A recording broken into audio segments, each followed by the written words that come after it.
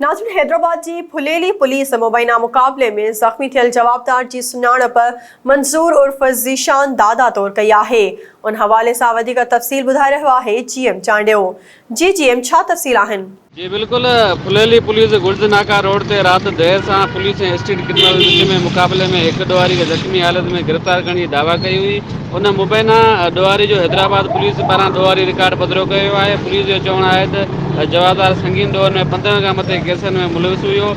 DSP Phuleli Pariyal Moreau की अगवानी में SHO फुलेली अयाज़ अली बुगियो जी पंहिंजे स्टाफ समेत कार्रवाई साम्हूं आई। पुलिस दावा मूजिब गुर्ज नाका रोड लग सूर्या प्लाज़ा वटि मोटरसाइकिल सवार जवाबदारनि खे रुकजण जो इशारो कयो। जवाबदारनि गिरफ़्तारी जे ख़ौफ़ खां पुलिस ते फायरिंग शुरू करे ॾिनी।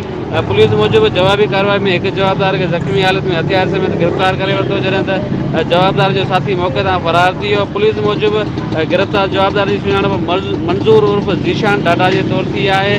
पुलिस मुताबिक़ ज़ख़्मी जवाबदार खे फौरी तबी इमदाद लाइ इस्पताल मुंतक़िल कयो, जॾहिं त जंहिं बाद जवाबदार जो जेको क्रिमिनल रिकॉर्ड आहे उहो चेक कयो। पुलिस दावा मूजिब शुरूआती इतलान मूजिब गिरफ़्तार जवाबदार डुआरी आहे। हैदराबाद के मुख़्तलिफ़ इलाइक़नि फुलेली मार्केट सिटी ऐं ॿियनि इलाइक़नि में शहरनि खां फुलेट जूं वारदातूं करे चुको आहे। पुलिस जो चवणु आहे त गिरफ़्तार जवाबदार जो क्रिमिनल रिकॉर्ड चेक कयो, जंहिं मूजिब जवाबदार चोरी, धाड़नि, गैरकानूनी हथियार, मंशियात ऐं ॿियनि ॾोहनि में 15 खां वधीक केसनि में मुलविस रहियो आहे, जिन जा तफ़सील हैदराबाद पुलिस जेके आहिनि उहे जारी करे छॾिया आहिनि।